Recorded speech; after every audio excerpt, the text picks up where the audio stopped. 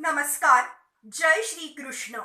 Adoring text 6, text 7, text 8 and text 9 of chapter 9, the most confidential knowledge of Srimad Bhagavad-gita. Text 6, Yatha Kasha Sthito Nityam Vayuha Sarvatra Go Mahan Tatha Sarvani Bhutani Matasthani Tyupadharaya.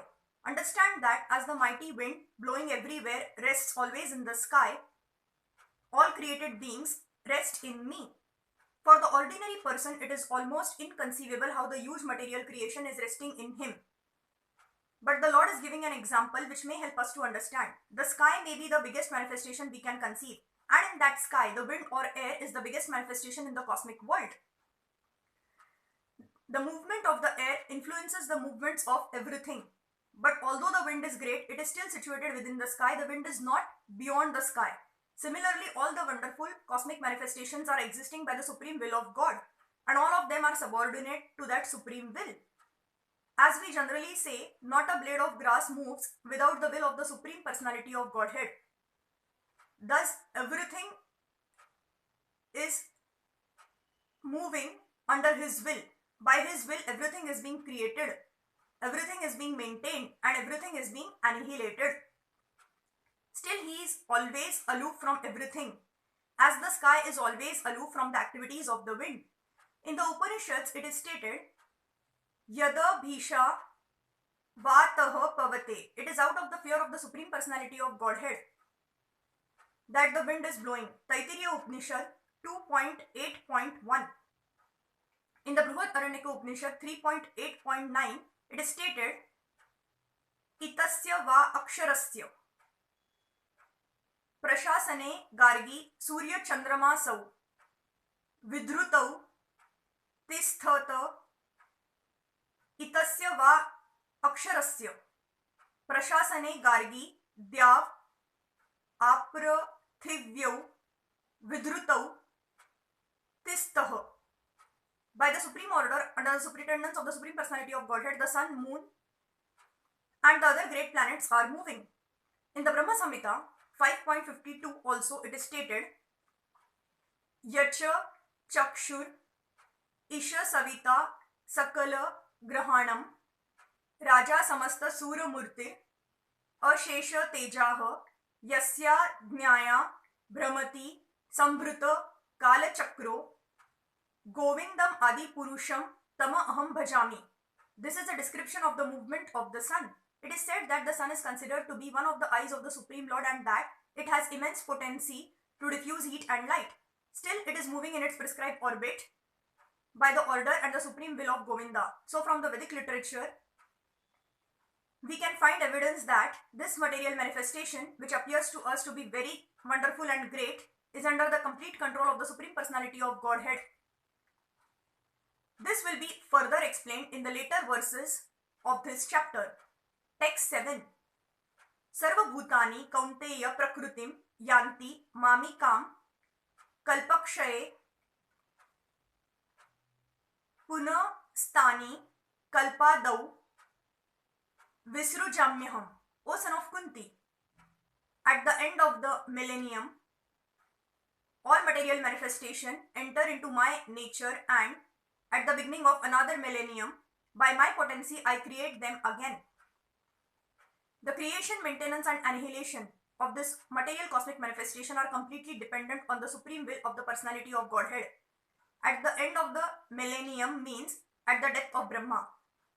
Brahma lives for 100 years and his one day is calculated at 430 crores of our earthly years. His night is of the same duration. His month consists of 30 such days and nights and his year of 12 months. After 100 such years, when Brahma dies, the devastation or annihilation takes place. This means that the energy manifested by the Supreme Lord is again wound up in himself. Then again, when there is a need to manifest the cosmic world, this is done by his will. Bahusyam, although I am one, I shall become many. This is the Vedic aphorism, Chandogya Upanishad 6.2.3. He expands himself in this material energy and the whole cosmic manifestation again takes place. Text 8. Prakrutim Swama Vashtabhya Visrujami Punaha Punaha Bhutagrama Mi Mama Krutsanam Vasham Prakruter Vashat. The whole cosmic order is under me. Under my will, it is automatically manifested again and again, and under my will, it is annihilated at the end. This material world is the manifestation of the inferior energy of the Supreme Personality of Godhead. This has already been explained several times. At the creation, the material energy is let loose as the Mahat Tattva, into which the Lord, as his first Purusha incarnation, Mahavishnu enters. He lies within the causal ocean and breathes out innumerable universes, and into each universe the Lord again enters as Garbhodakshayi Vishnu. Each universe is in that way created. He still further manifests himself as Shirodakshayi Vishnu, and that Vishnu enters into everything, even into the minute atom. This fact is explained here. He enters into everything. Now, as far as the living entities are concerned, they are impregnated into this material nature, and as a result of their past deeds, they take different positions. Thus, the activities of this material world begin. The activities of the different species of living beings are begun from the very moment of the creation. It is not that all is evolved. The different species of life are created immediately along with the universe. Men, beasts, animals, birds, everything is simultaneously created, because whatever desires the living entities had at the last annihilation are again manifested. It is clearly indicated here by the word avasham that the living entities have nothing to do with this process. The state of being in their past life, in the past creation, is simply manifested again, and all this is done simply by his will. This is the inconceivable potency of the Supreme Personality of God, and after creating different species of life, he has no connection with them. The creation takes place to accommodate the inclinations of the various living entities, and so the Lord does not become involved with it. Text 9. Na cha mama tani karmani nibadananti dhananjaya udasina vadasinam saktam teshu karmasu. O Dhananjaya, all this work cannot bind me. I am ever detached from all these material activities, seated as though neutral. One should not think in this connection that the Supreme Personality of Godhead has no engagement. In his spiritual world, he is always engaged. In the Brahma Samhita 5.6, it is stated that Atma Ramasya tasyasti prakrutya na samagamaha.